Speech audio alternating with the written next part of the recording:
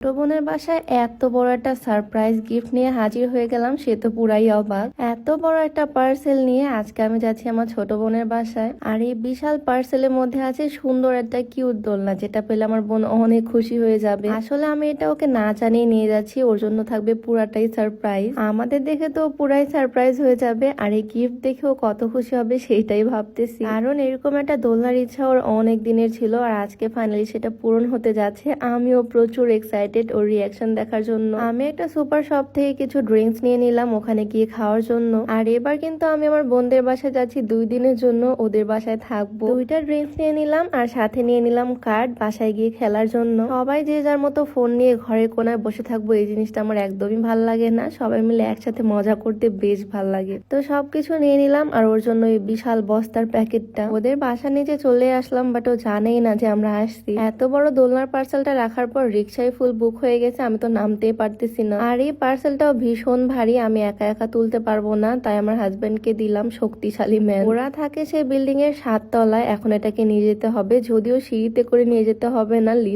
লিফটটা বন্ধ থাকলে আজকে আমাদের 12টা বেজে যেত একদম। আমাদেরকে দেখার পর আর এই গিফটটা পাওয়ার পর আমার বোনের রিয়াকশন কেমন হবে সেটা দেখার জন্য আমি ভীষণ এক্সাইটেড। আহারে বেচারা আমার হাজবেন্ড, তার মনে হয় অনেক কষ্ট হয়ে যাচ্ছে এটা নিয়ে যেতে। তো বাসায় গিয়ে দরজা খুলে দিল আমার বোন, আর ও জাস্ট ওর ভাইয়ার মাথার এই বস্তার দিকে তাকায় আছে। বস্তায় করে কিনে আসছি সেটাও বুঝতে পারতেছে না। তাই আমি বললাম চল দুইজন মিলে আনবক্স করি, দেখা যাক বস্তার মধ্যে কি আছে। এত বড় বস্তার বাঁধন খুলে যখন বের করলাম আর ও যখন দেখলো এটা একটা দোলনা, ও তো পুরাই খুশি। আর এই দোলনাটা ছিল ওর ফেভারিট পিঙ্ক কালার। আমি ওর পছন্দ মতো এই পিঙ্ক কালারই অর্ডার করছি। কালারটা ভীষণ সুন্দর, কালারের জন্য দোলনাটা আরো বেশি ভাল লাগতেছে। আমি ঠিক যেমন চাইছিলাম তেমনই পেলাম। এই দোলনাটা আমি অনলাইনে অর্ডার করছিলাম স্টাইলাইন মিরপুর ফেসবুক পেজ থেকে। তাদের পেজে ছবি দেখে আমি অর্ডার করছিলাম, বাট ছবির থেকে ওই দোলনাটা বাস্তবে আরো অনেক বেশি সুন্দর। এত বেশি ভারী আমরা দুই বোন মিলেও তুলতে পারতেছি না। এইটাকে এখন সেট করতে হবে সিলিং এ। বেলকনিতে এসে আমরা আনবক্স করছি, ভাবলাম বেলকনিতে সেট করব, বাট বেলকনি সিলিং এ কোনো রকমের সিস্টেম করাই নাই।